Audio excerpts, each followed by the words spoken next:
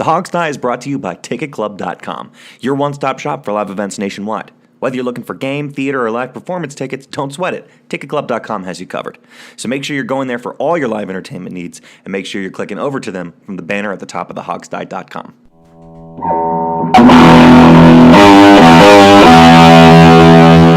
The Hog's Tie presents It's Just Business with Steve Thomas and Rich Rogers. And now, here's your host, Chris Larry.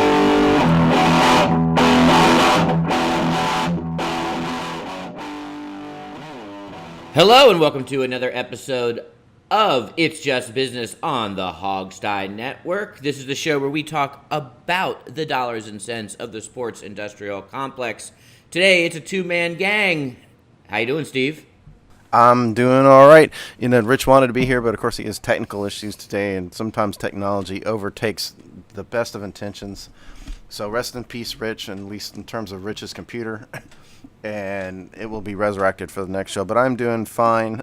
It's a little odd now having football on the weekends. We're recording this on a weekend.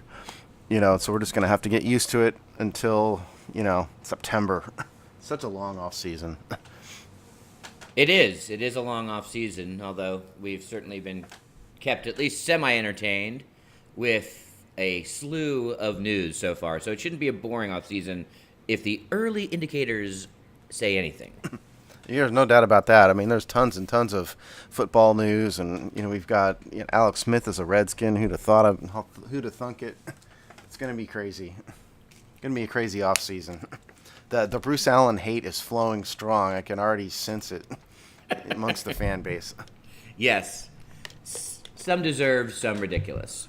All right, I think a lot of it is ridiculous. I mean, it's just displaced anger. There's probably a psychological term for this. It's just displaced anger over 25 years of losing, which I can understand, but I don't think he deserves all the blame personally. Well, I would guess that in the job description for whatever that is, that he and Vinny were, president of football operations or whatever. Well, Bruce Allen is the team president, and Vinny had another title. I can't remember what it is. Yeah, but this is essentially the same job. And in the 5 bullet points, taking bullets for Dan Snyder is definitely high up there on the job description. Yeah, that might be number 1. Yeah. So it comes with the territory. Yeah. And it's not like the man is underpaid. No. Or didn't just win a power struggle, so he's doing okay. Yeah. He is a good player of the Game of Thrones organizationally, that is for sure. Game of Thrones, which won't be back till April of 2019 now, apparently. I know. It's crazy. I think that's too long.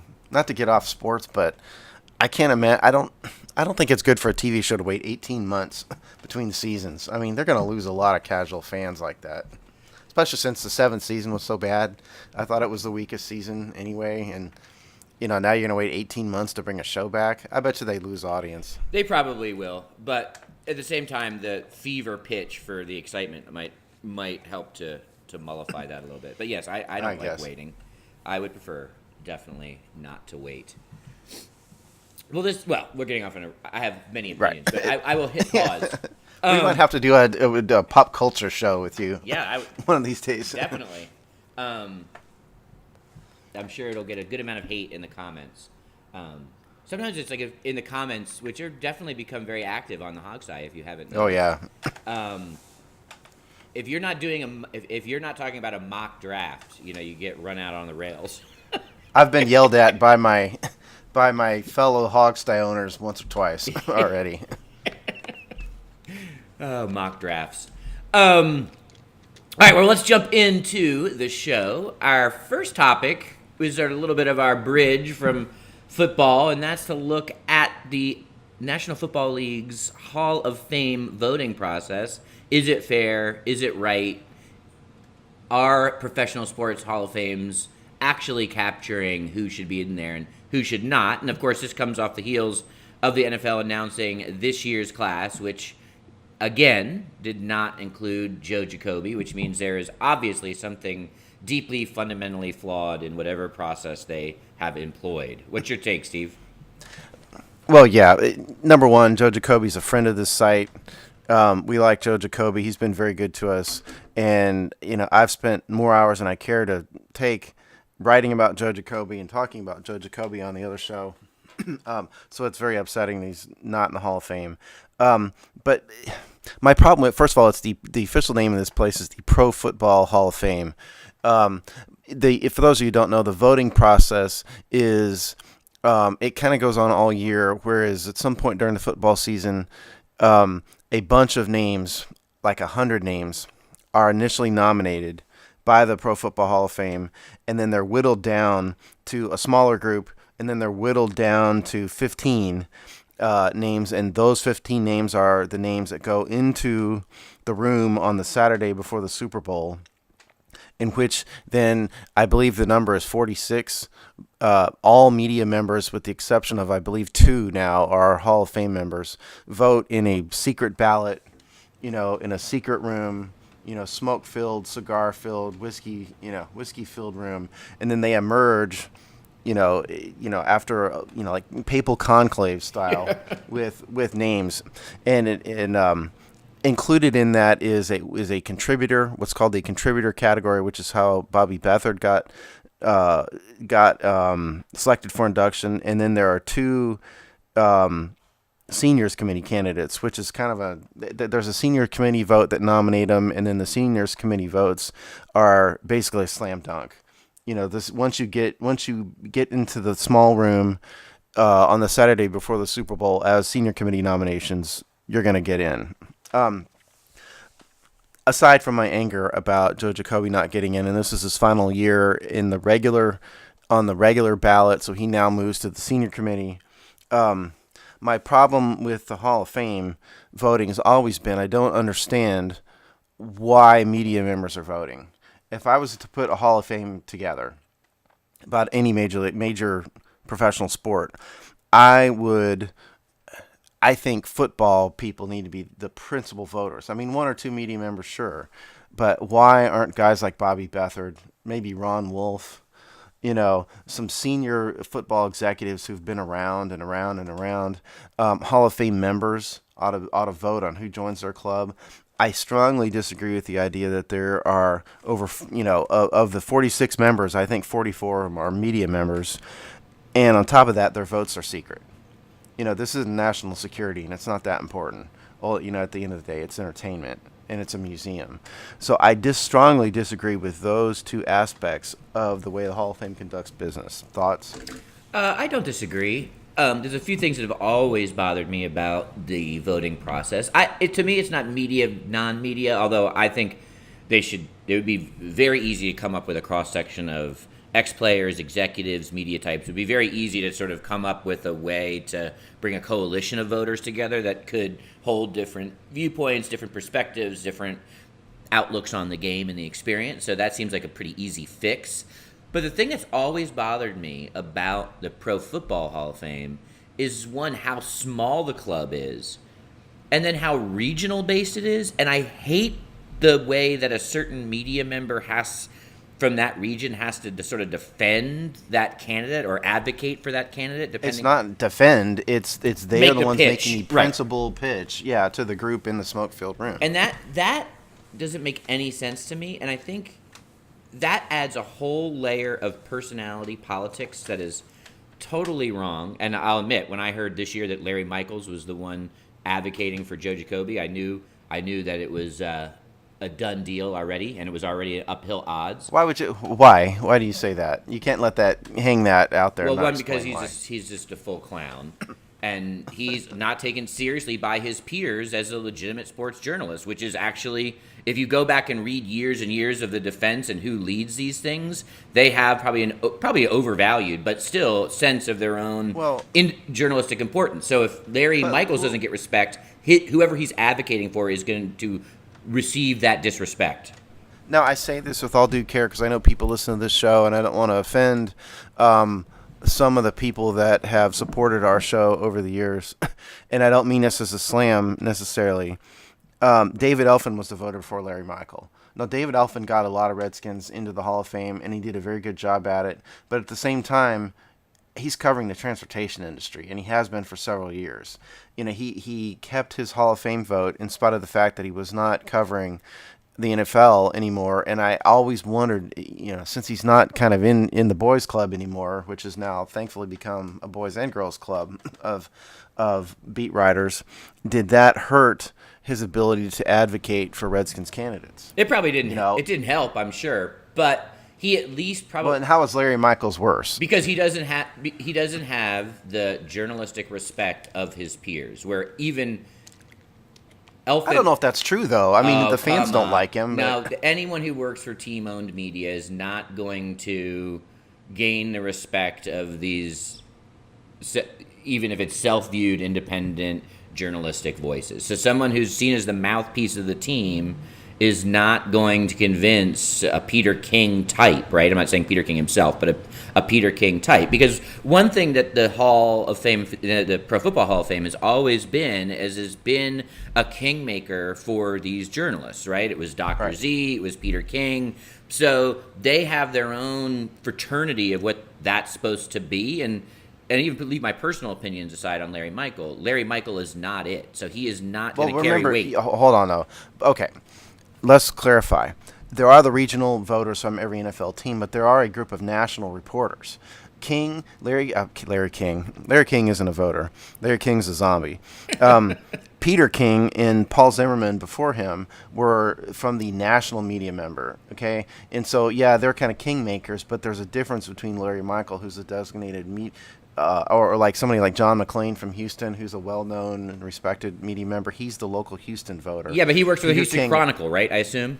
He works. Yeah, and he does other stuff with local TV and but stuff. Not the team. He doesn't work for the team. No. But I agree. But I'm saying I don't think you can compare Larry Michael to Peter King, because Peter King is one of the national voters. I'm not talking about technicality. I'm talking about whether they will value his voice as an advocate or. Yeah. Look. Is Larry Michael a hard journalist? Yeah, is Larry Michael a hard journalist? No. Has he ever been? I mean, I don't know what he did before he became the voice of the Redskins, But, clearly he's not a hard journalist in the same way that, say John McClain. Or, to put it in DC terms, like Rick Snyder, Rich Tandler, those guys. Certainly not. Yeah, I think the peers would have much more respect for any of those names that you said, which this is sort of a side point, but I think it actually buttresses your point in terms of that the smoke-filled rooms, the small circle of writers, the cliquishness and petty politics that go into the relationships amongst those writers is as predictive of who gets in as actual achievements on the field, and that's a problem. Yeah, that's exactly right. And now we talked to the Hogsty interviewed Rick Goslin from the Dallas Morning News this past off season about this. It was really about Jacoby, but more in the Hall of Fame voters in particular. And he was very nice to do the show. I mean, he didn't have to do a DC based radio show. Now he stood up for. He stood up for the voters, the integrity of the voters. I'll say that much. Because I said, look, we in DC always think that, I've always thought that guys like Peter King hate the Redskins, for example. And he said, well, you know what? I get that from every team. He says he thinks, Dallas Cowboy fans thinks the Hall of Fame hates the Cowboys, and so they clearly get that from, across the fan base. But I do think, so to that extent, he stood up for the process, at least for the integrity of the voters. But I do think that there's something to be said for the bias of the media members in the smoke-filled rooms, as you said, which is, are they cutting deals? Is it you support my guy, I'll support your guy kind of thing, instead of looking at it objectively? This is why I think, and also, what I have to think comes into this is like a guy like Jacoby, for example, is not in the media. He's not a voice that's out there. He's never put himself out there. None of those old Redskins did it. Whereas Randy Moss is on, is it the NFL Network? Yeah. He's on one of the, maybe it's ESPN, I can't remember. But, Ray Lewis is a talker. The media, the local media members love covering him because he was always had a ton of, look, he's charismatic, Whereas a guy like Jacoby, some of the older guys, not just Jacoby, some of the older guys, Bobby Beathard, when does Bobby Beathard ever talk to the media? Excuse me. So I think that matters. It has to matter because we're human beings, and the voters are humans, and they're they have flaws.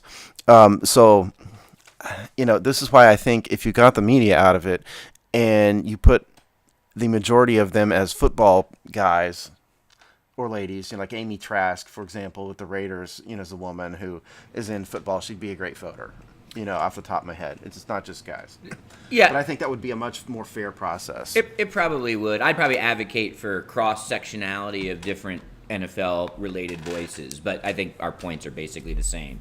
Yeah, I don't mean to exclude all the media. I mean, but you have to have, I think, a lot more, quote, football people than media members. Yes, and you said something very interesting in terms of the rules and the process dictate that kind of I'll do your guy right, you do my guy right. The rules actually create that scenario. It's not like, the way it's set up actually aids and abets that kind of thinking. Secret votes, small amount of voters, the advocacy piece. So, I think the way it works is actually how the system is designed to work, which is, I think, a deep problem, and they need to open it up. One thing would just be making the votes public would be, if you just wanted to do one thing to bring some transparency and probably open up the process a little bit, that would be one easy solution. Yeah, I don't understand why the votes are secret. Like I said, it's not national security. We're not talking about a war against Korea here. We're talking about football. And why on earth is the vote secret?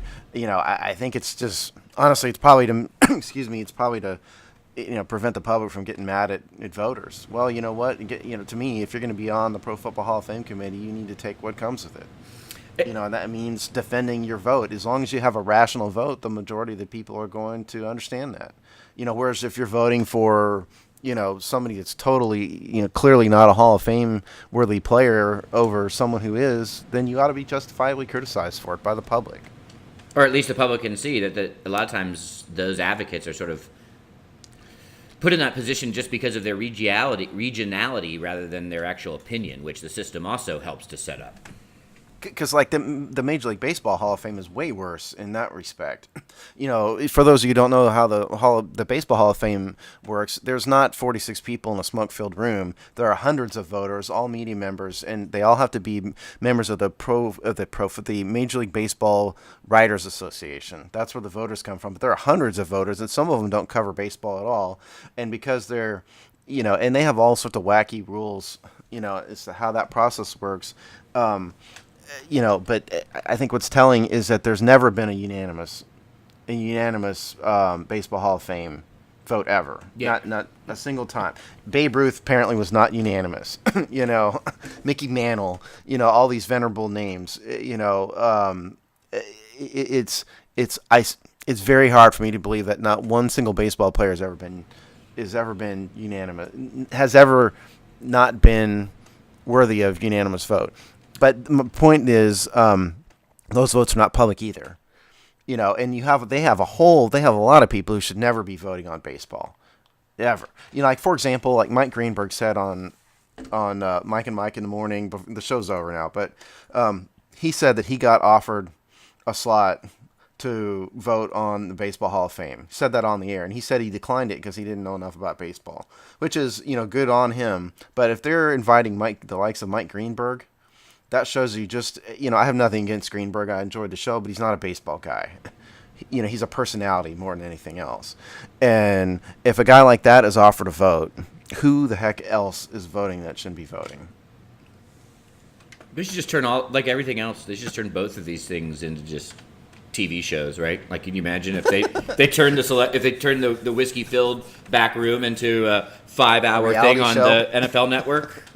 People would watch. I would probably watch. Oh, I know I'd watch. Yeah, but they again, I hate to bash media members, and I'm really not, because they work hard and they do a good job, but I just don't understand why you don't have baseball people involved in the Baseball Hall of Fame and basketball people involved in the Basketball Hall of Fame and football people involved in the Football Hall of Fame. It makes sense to have, a number of team GMs, former GMs, maybe front office execs, players, a couple of media members, several current Hall of Famers. Why on earth is that not a better system than just having media members vote for it? I just don't understand it. I agree. So I'm not going to argue against that. I would surmise that one key argument would be that they want to, because I think there'd be too much bias, right? Like, can Gil Brandt actually honestly give opinions on non-Cowboys or take his bias out of it? I think that they probably can. Well, how can Larry, David Elfin, vote for Cowboys, players to the Hall of Fame? It's the same argument, if you're talking about regional media members. I agree. And that would be the first argument to come back at that. You're exactly right. But I imagine that's probably at least the genesis of why there isn't more of that system in place. Probably so. And to their credit, the Pro Football Hall of Fame now has a couple Hall of Fame player members now voting, but it's not nearly enough. Not nearly enough. If it were me, I think the entire process needs to be just scrapped. I think they need to end the current process and develop a total new one, if you ask me. Because they've devalued. The other thing is the Pro Football Hall of Fame devalues certain positions. There's only one punter, one special teams member. You can't tell me Ray Guy is the only, punter or kicker that's worthy of induction in the Hall of Fame. Isn't Ray Guy the one? Yeah. I think he's the one. Well, and one thing that's always bothered me is they've always got these weird, and that one plays right into it, and both Dr. Z and Peter King have always been the water carriers for this. They have their own insider club opinions about the sport, like certain positions aren't important, or this era is better than that era, that seem to be these arcane rules that only the people in the room know, that drive as much of their voting, as much to protect their own collective viewpoint about football than it is the actual play on the field. Yeah, I think so. And I've always thought Peter King is biased against the Redskins, and that just may be because I'm biased in favor of the Redskins. But I'll give you a good example of Peter King, and all this stuff is documented. If you guys want to read this about this, I cited this on my Jacoby post that is at the top of the www.thehogstie.com. The citation for this is there, and I can't remember what it is off the top of my head. But King was an anti-Art Monk vote for years and years and years, and he got a deluge of angry emails, including from at least two from me, one of which made his column because I was angry enough. Year after year after year. And finally, what he said was, on the Monday Morning Quarterback, was that he got enough of these, deluge of angry emails that it caused him to go back and look at Monk again, and it caused him to go ask some people that played with him and against him about Monk's Hall of Fame candidacy, and he said, you know what, he's a Hall of Famer, and that's why he changed his vote. And that was because the fans got mad at him and just complained year after year after year after year, and that was why, we advocated in the Jacoby campaign, tell these voters, keep telling them and telling them and telling them. Didn't work. I mean, it got him into the small room at least. But I think that's the only way, if the fans want to know what to do about it, the only way you can affect change in this case is to write the writers. Email the writers. Yeah. Don't be rude, because that won't help. The Monk was egregious. That was so insane. Yeah. Yeah, and so Jacoby, and we probably should move on. But if you look at Jacoby, like a key anti-argument's always been, oh well, he switched to right tackle. Like that's an example, in his career. Like, And you're talking about when Jim Lachey came on board. My answer is, so what? Well, who cares? Exactly, but me too. But it's actually an example of one of these like arcane, arbitrary rules that they come up with, right? Like that would be. You're going to keep Dennis Eckersley out of the Major League Baseball Hall of Fame because he extended his career by 12 years by changing his game and switching to being a relief pitcher. I mean, that should actually be a positive. But it's like one of these things that suddenly becomes this unspoken way of thinking within the voters that makes no sense. Well, and I think another perfect example of that is the Barry Bonds and Roger Clemens Hall of Fame candidacy. In terms of Major League Baseball, because you know what I mean. Did Barry Bonds do steroids? Most likely so. I mean, there's a whole book about it. But on the other hand, he never tested positive, and he was never disciplined by Major League Baseball. And by the way, he's the home run king of Major League Baseball. He was better than Babe Ruth in terms of hitting ability. Roger Clemens, same thing. Did Clemens probably take steroids? I mean, he swears he didn't. There was a big Sports Illustrated, piece detailing, the allegations against him, but he went to trial over it. He went to trial over after being charged with lying to Congress about it, and he won, at least to the extent he wasn't convicted, of it. So, I don't understand how Major League Baseball could have a Major League Baseball Hall of Fame without the home run king, without a pitcher who arguably could argue that he's one of the very best ever. How do you have a Hall of Fame without those guys in it? I think it's a sham of a Hall of Fame if those guys aren't involved. Yeah. So we do need to move on. And Joe Jacoby will probably be in through the Veterans Committee before either of them. Well, let me tell everybody about the Veterans Committee because Rick Goslin talked about this. The odds in the Veterans Committee are much, much, much worse than on the principal ballot because there are so many players. He told us, Rick did, on the air, that Jacoby's odds just would go way down if he didn't make it on the regular ballot this year. That was why it was so important to have him make it this year. And my only point was he still has better odds than Barry Bonds and Roger Clemens probably. Well, that may be so, yeah. That's probably true. All right, so we're going to go ahead and move on and kind of put, football in our rearview mirror for a little while, as the season will tell us. And we're going to dive in now to a pretty interesting topic it's about the NBA, but it's got implications for all of the major pro sports leagues, and that is the NBA's seemingly change of position from being, very anti-gambling and being part of a pretty large lobbying group with its other sports leagues in fighting sports gambling to actually moving to not only embrace it or get out of the way, but also looking to monetize it for itself and say where they actually benefit from switching their position to being pro-gambling, which very specifically means that their proposal is that they would receive $1 off every bet. So they actually... No, it was 1%. 1%, right. 1% of every bet. So that it becomes a revenue stream for them if it's going to happen anyway. This one is fascinating on so many levels. There's obviously the moral piece. There's the business piece. There's the cultural trends aspects. And there's the lobbying aspect, which to me is actually one of the more fascinating ones about this switch of opinion. Steve, what's your take? NBA owners like money. Newsflash, details at 11. Look, I think the problem, I get it from a business perspective because it opens up a whole new revenue stream, and you could have legal betting on your phone and, this and that, and somebody who votes on, I don't know, the Detroit Pistons, and then the NBA gets 1% of it. I get it from a business standpoint. My problem with it is that I think it could damage the integrity of the game. To me, it could possibly, particularly, this is a sport where we did have NBA referee problems, with the Tim Donahue, is it Donahue? Donahue, yeah.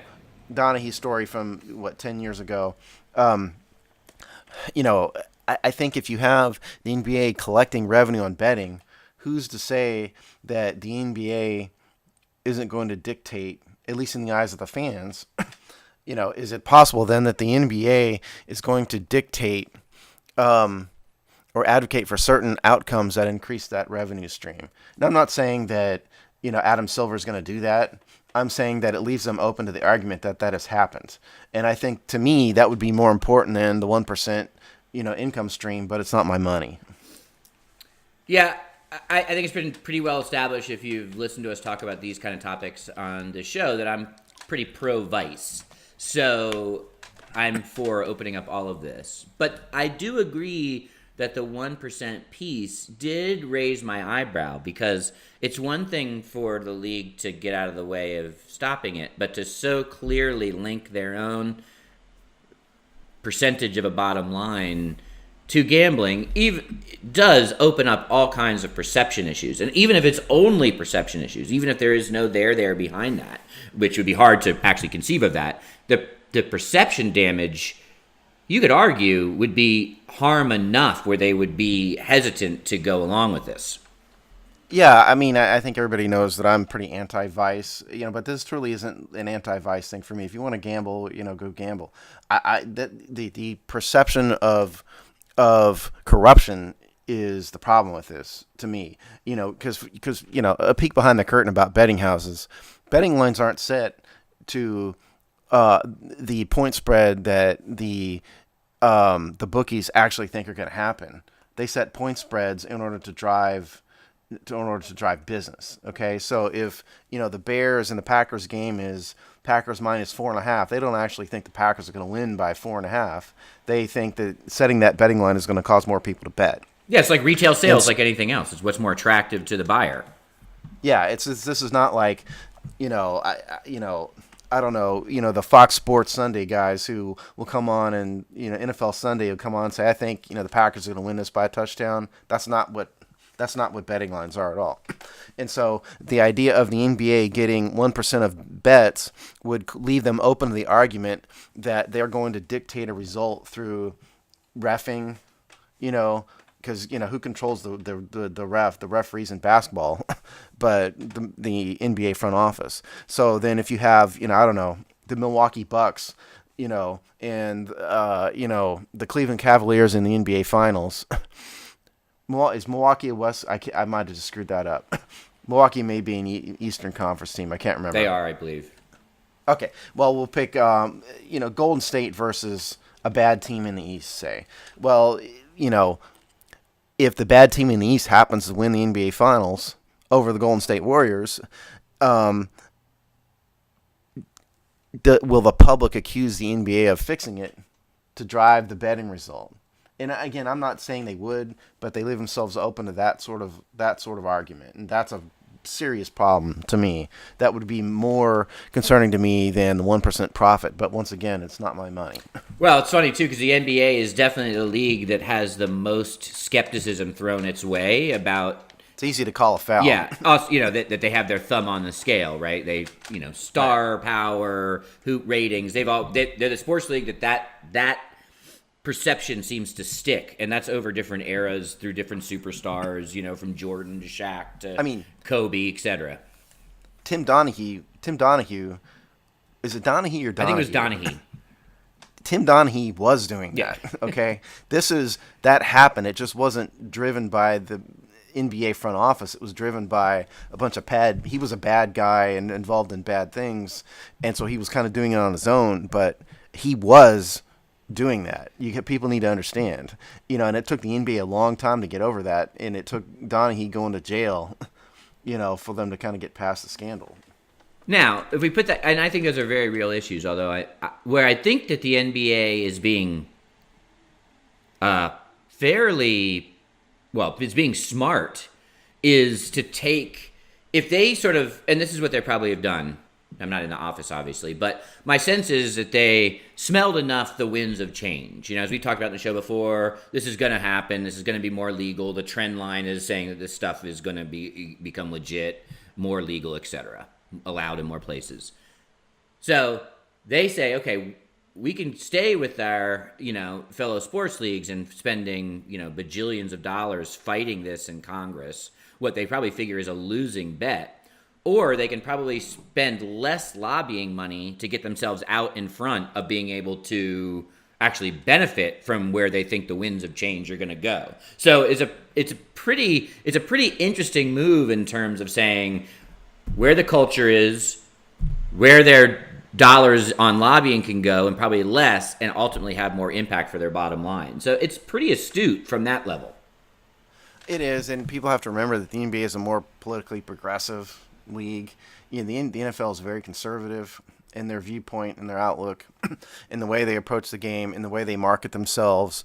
The NFL markets itself as kind of the family thing. They don't want controversy. They bring it a heap of it on themselves because of their own stupidity. By the way they handled the anthem protests and a bunch of other things. But the NBA tends to be more progressive. They don't have the same anti-drug standards, for example. If they test for marijuana, I can't remember if they don't test for it at all, or if they test for it at just a much higher standard. Point is, they are out in front of, politically, they're more progressive about it, and this is one of these more progressive steps. They're not afraid to go out and take the step and say we want 1% of gambling revenue. So the NFL would never, ever do that, ever, never. Because they just don't want that perception. The NFL views themselves as, America's sport now, really, and the NBA is just in a different spot. They're led by different people. They have a different attitude. To me, the money isn't worth the credibility. That's what it comes down to. The credibility hit, because it would always be in the back of your head. It always would. If they're getting 1% of betting, how is this affecting the game? it's that question is never going to go away, and they open themselves up to that by doing it. Agreed. Although it's interesting to see where the NFL goes with this, because I think once they see the inevitability of, I don't know if it's inevitable. well, they can make that choice. It's certainly getting. They can't make that choice. It's against federal law. They can make a choice to decide whether they're going to track towards it continuing to be illegal or plan for a world where it becomes more legal in some way. That's what they can decide. But yeah, they can decide whether to advocate for it or not. So one metric that's interesting and may push the NFL to change its stance is, the ratings were probably legit down for the Super Bowl and the same sort of longer trends. We can debate why it's boring, but they did set an all-time record with a Super Bowl in money bet. So if you're looking at different metrics about popularity, how people are engaging, where the interest is, the Super Bowl is actually an interesting little petri dish for that because the ratings continue to tick down, and they're setting records on money spent gambling on the Super Bowl. Well, also, can we just admit that fantasy football is gambling? It really kind of is, because if you do, some of the daily fantasy stuff, and that's embroiled in all sorts of litigation, also. But, the daily fantasy football online is you put money down and then you will get money back if a certain result is achieved. To me, it's gambling, and the NFL is full force behind fantasy football. And the reason they are is it's, that's a major popularity stream for them. Yeah. There are people who don't really care about the games, but care about fantasy football results. And it's not me, but, to each their own, fine. But the NFL is embracing fantasy football precisely for that reason. And truth be told is, if it were me, I would throw it in the vice box. As I think fantasy football is gambling when it comes down to it, and the NFL is supporting that. I don't disagree. I do draw a pretty clear distinction between traditional fantasy football and daily fantasy football. Although I would agree that to say that traditional fantasy football isn't gambling is ridiculous. It's just talking at scale and organization. Yeah, there's a lot of people that play fantasy football. We had a little internal hogstye league, and nobody had any money on it or anything. It was just a thing we did. And there are thousands and thousands and thousands of people that do that the same way. But there's lots of money bet on it. Lots and lots, millions, dollars bet on it. It's spent on fantasy football. And so the NFL supporting that, you could argue, is supporting gambling. They just don't want to say the G word because, they're way too conservative an institution for that. Yeah, but I think in 5 years you will definitely be able to bet on anything you want legally. I think that's the trend. I disagree, but, you and I have a different world view in that regard. Well, do you disagree? Not that it should happen, but do you think but just that it will be the case? I'm not saying it. No, not necessarily, because right now there's a majority Republican Congress in the Senate, and there's a Republican in the White House, and so until that changes, that's not going to pass. That's not something that the Republican Party is going to support. So I think until that changes, and, at a minimum, the White House won't change for another 3 years. And so I think until you get a majority Democrat Congress, Senate, and the White House, a law like that's never going to get signed and never going to get made into law because a Republican isn't going to support that. You don't think, now, jump past Congress, which I know is ridiculous, but you don't think if a sports betting law hit Trump's desk, he wouldn't sign it? I think those around him. Look, I don't want to make this the Trump hour. No, I'm just saying. I think that they're. If it hit his desk, I think that I'll say this. I think the people around him would advocate that he wouldn't. Who knows what would happen? Whether he would. Yeah, I think he would be told not to sign it. My only point is, I think some of those position stereotypes aren't necessarily holding as long and as fast. It's not actually a commentary on him necessarily. I'm just saying that those definitions necessarily are pretty fluid right now. But regardless, it's not that important. Yeah, we'll see. No. We can track it. I think it will be significantly more legal in 5 years. I'm not saying it's prevalent and it isn't necessarily going to still be quadranted off in certain ways. But I think you will be able to make a legal bet on a sporting event in 5 years. You're close now. Well, we'll see. We'll come back to it in 5 years, see where we are. That we will. All right, so we're going to move on to our final topic, which is the cold stove season of Major League Baseball free agency. Maybe we can call it. It's remarkable how much the free agent market has, and a hot stove season has been just dormant in NBA and Major League Baseball's off season. Now, we're recording this on Sunday the 11th, and Yu Darvish did sign yesterday. But I actually don't think that actually changes the data or the perception much at all, just to have the top free agent sign. I think the trend is still super stark. And we can talk about it. Maybe we can put a link to it in the show description. But 538 had a pretty good breakdown tracking ESPN's top 40 free agencies and just how statistically cold this group is over a 20-year period. It's kind of it is, and I think you're right. Yu Darvish signed for 6 years, $126 million with the Cubs, and that's the first huge contract that's been done this year. And there are way more. Yeah, definitely. Let's put that 538 article in the show site, or in the show description. There are way more free agents out there now this year than before, and the reason why is interesting. There is a soft cap in Major League Baseball. There's a hard cap in the NFL. The NFL, it was, you can't go over X amount in the NFL. There's a soft cap in Major League Baseball wherein if a team goes over the soft cap, there are penalties attached to it, and the penalties get more onerous as year after year. I said that badly. The penalties get more onerous if you stay above the soft cap for multiple years. For example, the Dodgers have been over the cap for like 6 years now, and so they are trying desperately to get under the $197 million magic cap number for a payroll in order to reset the penalties. Okay, there are other teams that are doing that, and that is, I think, Major League Baseball's official explanation as to why the free agent market has been so soft. Is there are so many teams now paying attention to trying to stay under the soft cap. Now, what's interesting to me is that Scott Boras brought up the C word, and the Major League Baseball Players Union has brought it up, even if they haven't quite said it, the C word being collusion, because Major League Baseball issued a statement that said something to the effect of, I think it was 6 players, like 6 players have received 9-figure offers.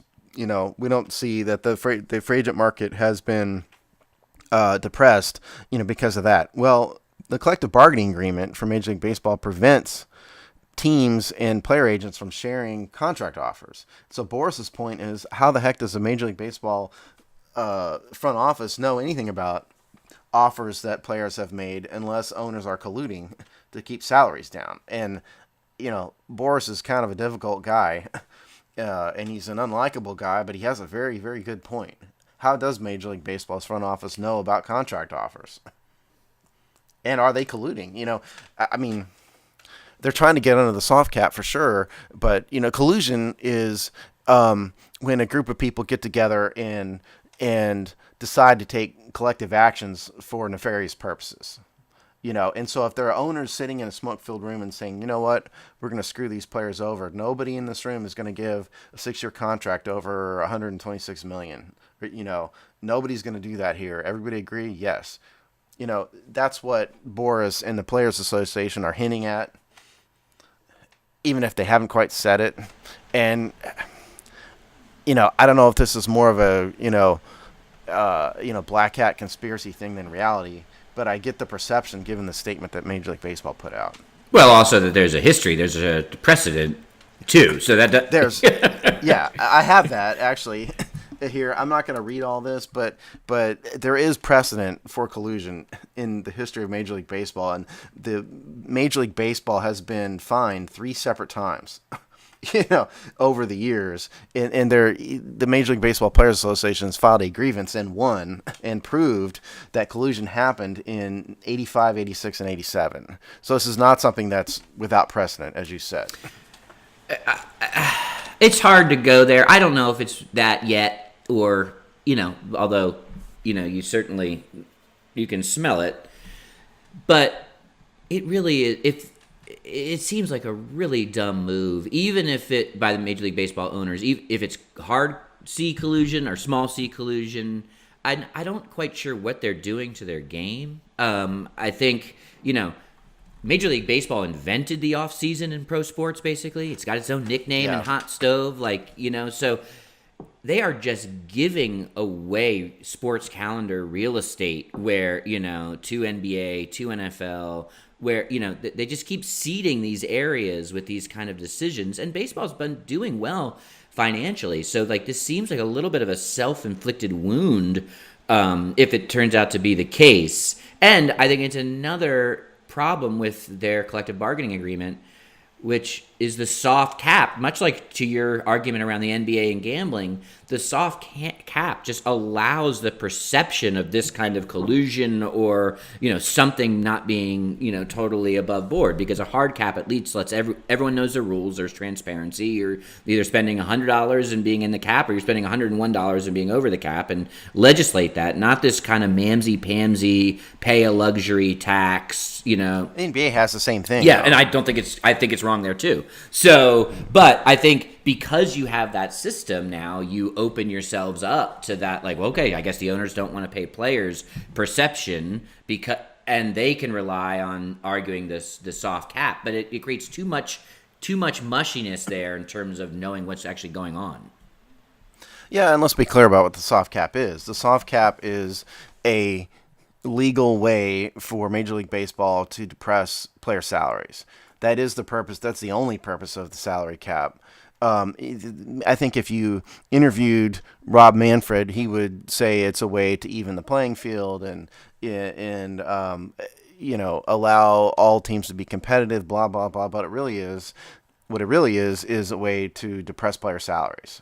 They want to keep costs down, and this is the Major League Baseball owner's way of saying, hey, there's a cap. I can't spend $150 million on Yu Darvish this year because there's a cap, and that's what it is. Now, Major League Baseball has only themselves to blame for some of this. They have themselves to blame for the Florida Marlins, for example, who have traded away Giancarlo Stanton, who's the outfielder, Ozuna, D. Gordon, and they traded somebody else away. And the reason they did all that is they approved an ownership that didn't have money. They approved an ownership group led by Derek Jeter, who is $400 million in debt. Didn't have the only plan they had to be profitable is just to reduce payroll to the absolute bone. And so now you've got everybody in Miami more mad at Derek Jeter, who's never had anybody mad at him in his entire life. But they're more mad at him than they were ever mad at Jeffrey Loria, who was a former owner. So baseball has done some of this to themselves. If you had just approved a better owner and you weren't so hot to get Derek Jeter in as an ownership group, if you had approved someone with actual money, Giancarlo Stanton never would have been traded, because he was the centerpiece behind which the Florida Marlins market themselves. Now he's gone. Now they have literally nobody on their roster anybody's ever heard of other than baseball guys, Yeah, which the Marlins seem to be the continual, now multi-decade version, poster child for this problem. It's interesting, too, because speaking of Jeter, Stanton, and then by extension the Yankees, a really interesting data point here is that you actually have the Yankees worrying about the soft cap and a luxury tax, and the fact that they didn't gobble up 3 out of the top 40 available free agents and build it around after the Stanton trade is another bit of evidence that something is going on, because you can always rely on those teams.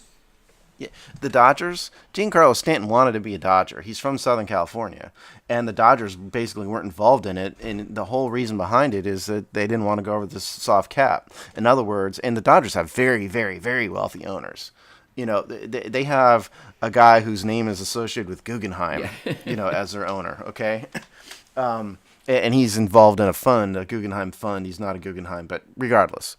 Point is, the Dodgers, had the highest payroll in Major League Baseball last year, mainly because of a lot of the dead money that was on the roster. But they haven't been involved in Stanton, in Darvish at all, and it's because of this soft cap thing. And the Yankees too. The Yankees, they traded for Stanton, but you didn't see them gobble up Darvish, like you said, and it's all because of the soft cap thing. And the owners would tell you, the owners would tell you that it's better that that these players get spread around, but what it really is it's just an excuse to keep salaries down. Yeah, it'd be interesting, and maybe we should do this on a future show to just look at Major League Baseball's sort of holistic business model and future, because I think I think that what drives some of these owners saying, okay, let's all be, and I don't mean this in a collusion way, but so could all of them be thinking this individually. It makes more sense for us in our financial model to stay underneath this soft cap because of the realities of their economics. And their economics are doing well, is the thing. They're making a lot of money. They've got good TV contracts, set up. Attendance has been up, at most teams. They're doing well financially.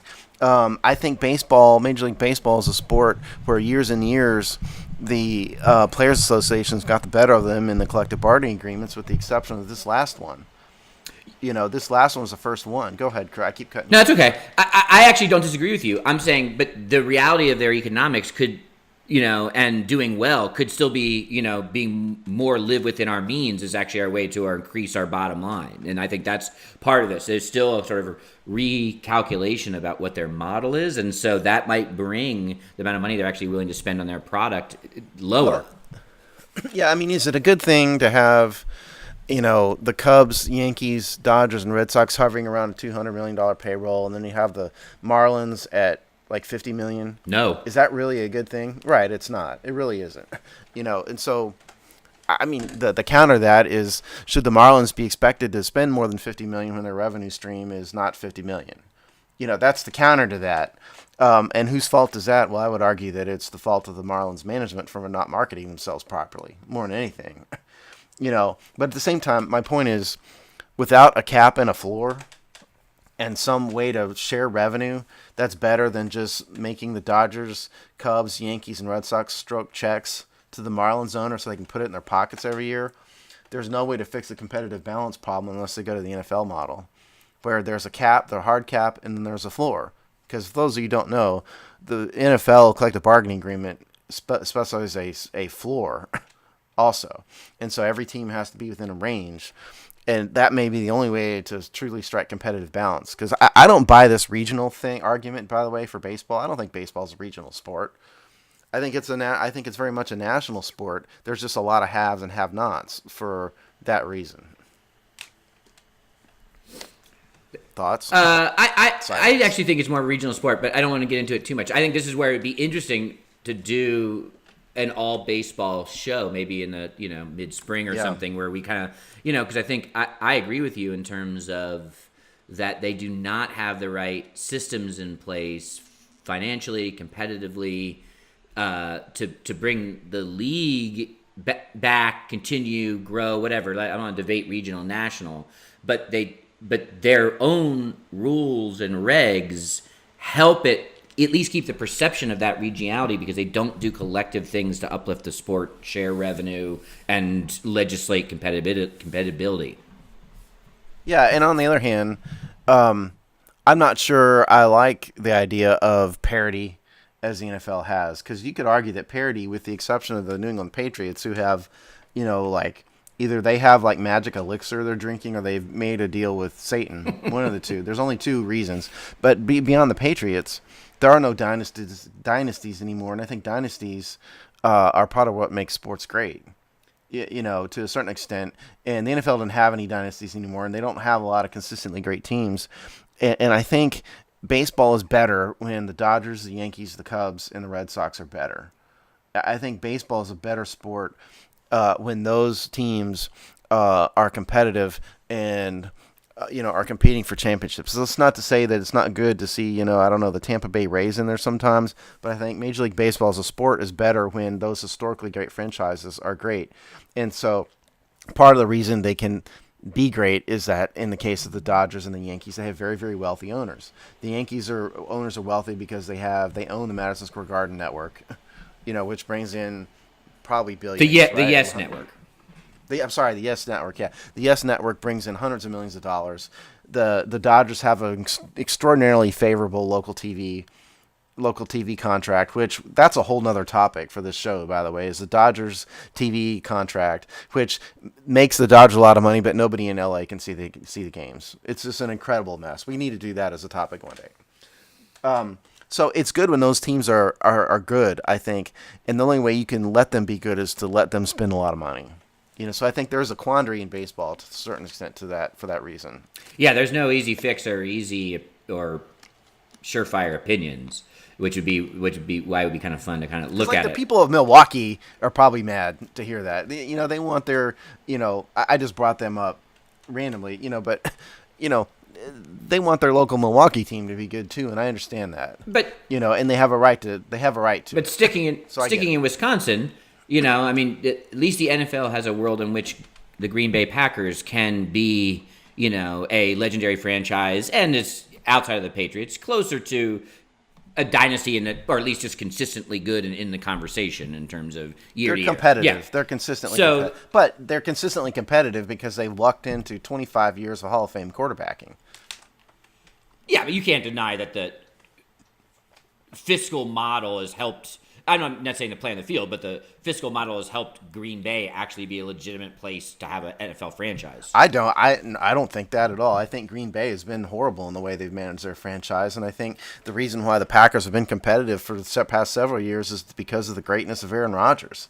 I think they've not done a good job in building a team around him. They don't have a running game. They never have. There's a lot of they didn't have a defense for years. Aaron Rodgers has single-handedly kept that franchise afloat. Yeah, although you might be actually making my point in that they can. I'm not here to debate their front office football decisions. Yeah. But that they're able, even if you take the fact that they have not been good at building a team, that they've been able to be a viable franchise within the league's fiscal and economic model. Because they had Brett Favre and then Aaron Rodgers. And just other teams, our beloved Redskins, we're both Redskins fans. Our Redskins have been terrible in finding quarterbacks, whereas the Colts have been great. Peyton Manning, Andrew Luck. Now, they ruined Andrew Luck. Yeah, we'll see. We're getting away from the topic here. But, it's my point originally was, salary cap management affects the viability of the league because if you have no cap, then you have teams that are wealthier that can spend more money, and if you have a ceiling and a floor, hard cap, hard floor, then that brings about parity, but it also brings about mediocrity. That's my point.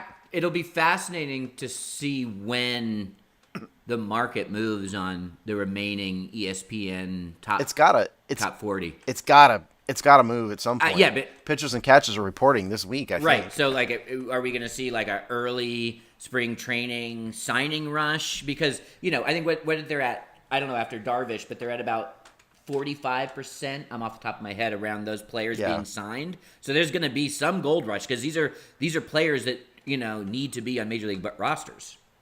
Yeah, and these guys need jobs. And so the question is.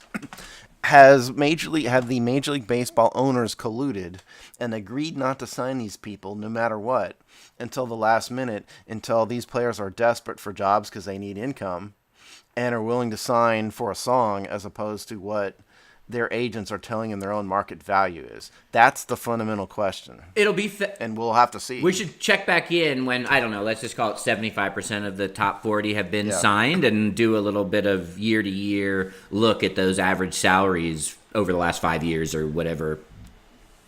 Yeah, and we also need to see if the Players Association files a grievance for collusion. Yeah. It'll be fascinating. Baseball sort of gets itself in these, so does all the sports, but this version of the players versus owners seems to be one that never fully gets put to bed and seems to be definitely kind of, I can't think of the right analogy, but anyway, seems to be really heating up in terms of this battle kind of coming to the forefront. When is their collective bargaining come due? They just renewed it a couple years ago, so they've got several years to go. Right, so they got some time to have to figure out how to deal with this. Yeah. Yeah, I don't know the exact year off the top of my head, but they have a ways to go. And by the way, for those of you wondering, these collective bargaining agreements always have an anti-strike provision in them. And so the players can't just go on strike. If they do, they're going to be in breach of contract. And then if that happens, Major League Baseball would go to federal court and ask the court to bust the strike, which the court probably would do because the players would be in breach of contract. So for those of you rooting for a strike in this, I can't imagine. For those of you rooting for the players and saying they should strike, they really can't for that reason. They would lose, most likely. Yeah, and even if you're a pro-labor guy like myself in pro sports, rooting for a work stoppage is just silly. That has nothing but It's not good for damage anybody. all the way around. 360 damage. Yeah. I mean, the last strike ruined baseball for several years. A strike is not good. I'm not pro-labor. I'm generally pro-business. Big surprise, right? But irrespective of all that, it's particularly in sports, which is driven by public perception and public's desire, willingness to spend money on it. You don't want to do anything that's going to ruin the sport by not playing the sport. And we're in a vastly different cultural landscape with way more threats for people's time, energy, passion, and dollars than we were in any of those previous work stoppages, which, if they don't factor that in, I mean, that's crazy. Yeah. All right, so I think that brings us to the conclusion of our two-man gang version of It's Just Business. Wanted to give a quick shout-out to Ticket Club. If you're looking to buy tickets for sporting events, Ticket Club is your way to go. I would suggest going to thehogsty.com and clicking the link and checking out if they can be your marketplace for sporting events. And we're excited to have them as a partner on the site and in our broadcasts. Please click through our site for it, because if you just go directly to them, we don't get credit for it, and we like getting credit for it. And it's right there at the top. It cannot be missed, so you have zero excuses. All right, Steve, you can be found running the Hogsty Twitter account. Is that correct? Yes, I am still not on Twitter on my own right, but if you tweet me at the Hogsty, I will most of the time get it. But maybe not your character assassinations of Bruce Allen. Give the man a break for a few weeks, at least to the next. I've not been the one to assassinate him. I've defended him. No, I'm saying you don't want to field continued character assassinations of Bruce Allen. Oh, dude, I know you don't look at our Twitter mentions. We get a lot of Twitter mentions, hundreds sometimes a day, and or if not more, and the good percentage of them are Bruce Allen character, assassinations. It's a pretty incredible amount of hatred for that guy. So up your creativity game, people. At least pick a new topic. Find something. Be else, interesting. Yeah. That's the dominant paradigm here.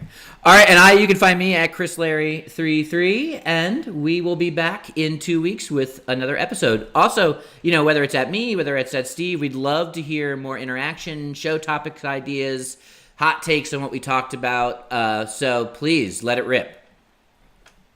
All right. Bye. Bye.